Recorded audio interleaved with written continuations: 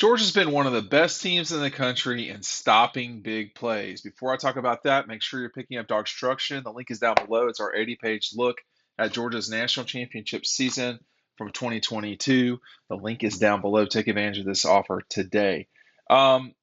Georgia has allowed 13 big plays for the other team. Now, a big play, this is according to Georgia, is 25 yards or more. So I looked into some of these big plays for the Dogs that they've given up.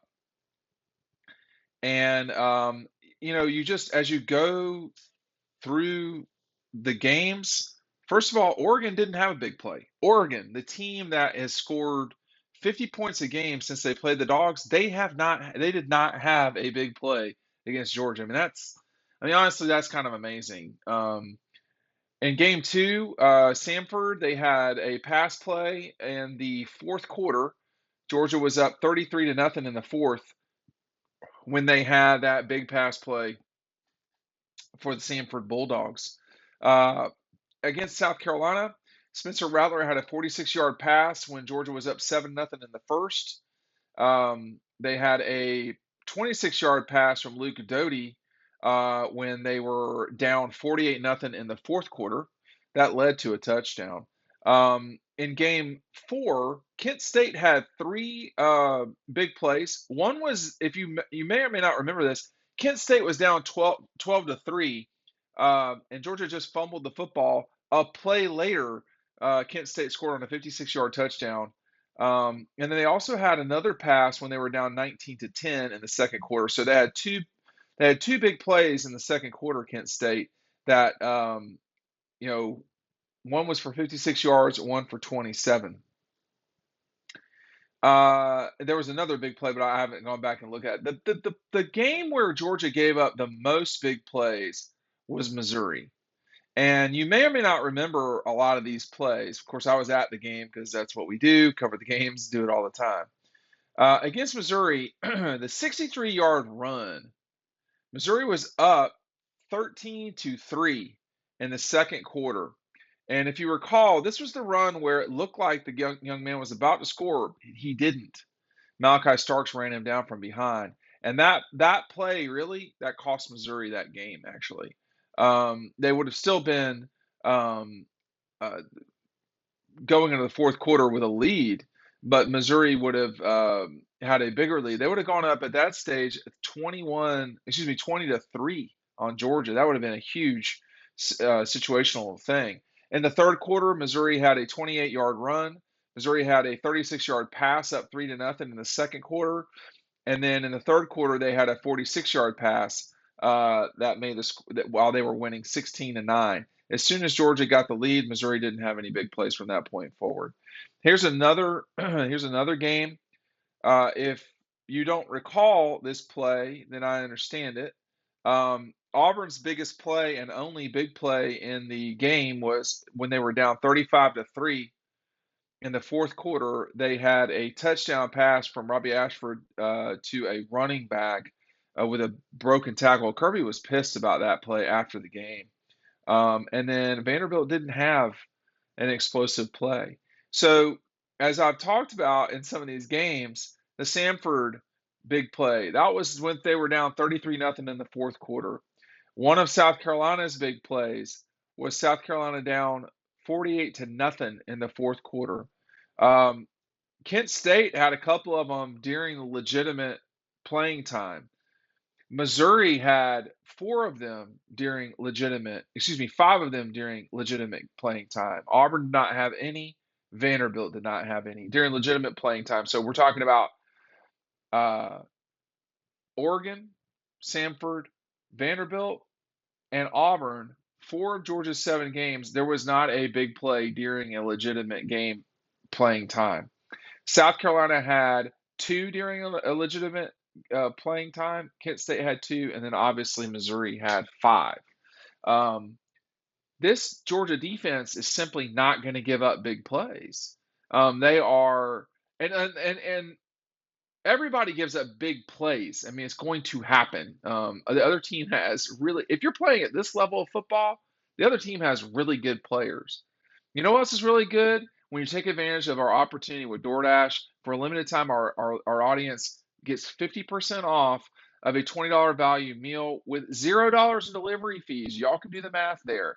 When you download the DoorDash app and use the code DAWG, that is also down below, DAWG. That's 50% off a $20 value, $0 in delivery fees. You download the DoorDash app right now and stick DAWG in there as your code, DAWG. The code is DAWG, DAWG, 50% off, $20 value, $0 in delivery fees with DoorDash. This is going to be a Thursday night. I do not want to cook. I would rather, frankly, we are going to take advantage of this deal. You should too. When you look at Georgia's situation, when I started doing this small project, I actually included runs over 15 yards and passes over 20. So I had more big plays, but it still was not many.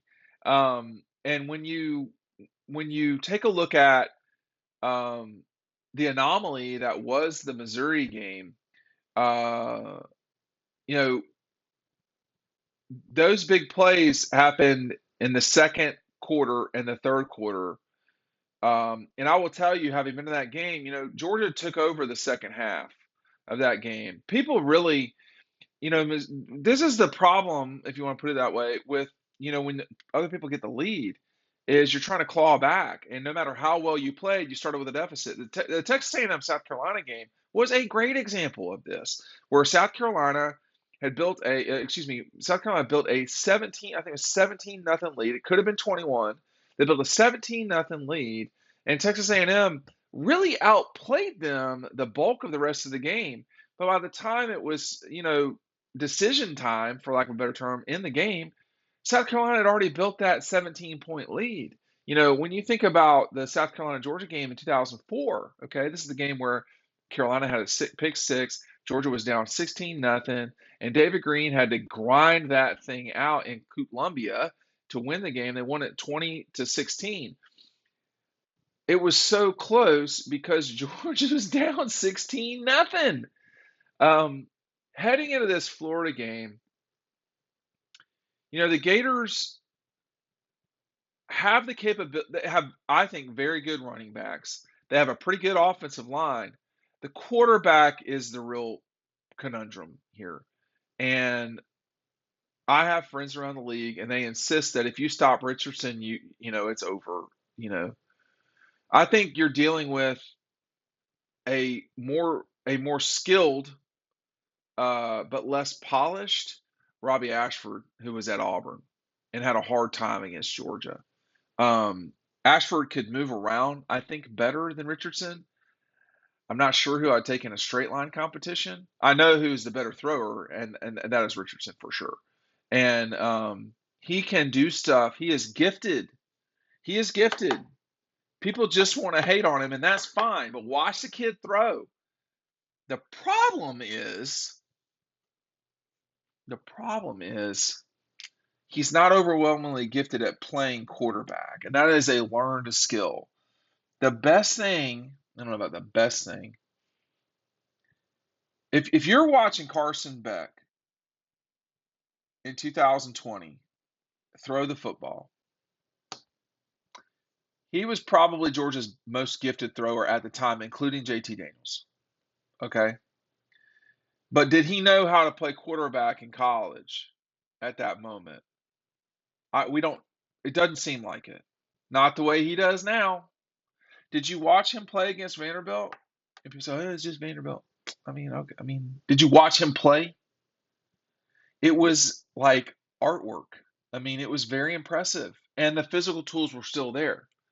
And, this is about a year's worth of Anthony Richardson playing. Let's not forget, he played last year against Georgia. He started in that game, and they came in back with Emory Jones. That was not an ideal. I would not have started Richardson in that game. I think that didn't make sense to me, but whatever. But here we are, essentially 12 games later. Not really 12 games, but essentially 12 games later. And Anthony Richardson, it's getting better, but the fear from Richardson as it relates to big plays is that he will hit them. I think the worry if you're the Gators is, can he do the little stuff all the time? I don't think so. Not to win the game, no. I mean, Georgia's a 3 touchdown favorite over the Florida Gators. That just, that's just not something we're used to. And I I think that's the thing with this defense that just doesn't give up anything. Can the Gators get to where they got to go to play? I mean, can they hit enough big balls so that they don't have to be perfect the rest of the time? The numbers say they might get one. The numbers also show you might need to hit 6.